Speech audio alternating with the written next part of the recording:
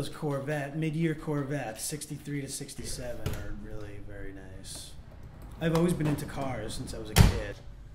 I got into this because I worked for a guy in New York City who did what I do here. So he had a vintage car gallery. It was more like an art gallery. And I just took that model and moved it out to the West Coast. And, you know, California has all the best cars. So the old cars are preserved here because there's no snow.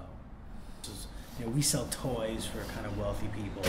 Well, the most popular cars are generally the ones that were the most popular back in the day. It's the people that were young at that time that now want the cars, you know, when they're older. So if they were 7 or 8 years old in 1963, you know, a 63 Corvette was their dream car. So now when they're 50, they want that car. So it's fun, yeah. It beats working, that's for sure.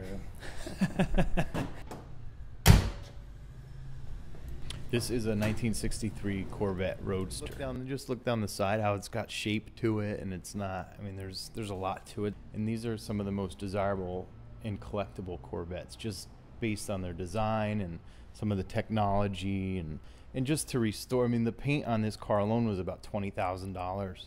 And then rebuilding the engine and the transmission, and then all the chrome was done and all the badging and weather stripping. But it could run into the 70s, 80s, up to $100,000.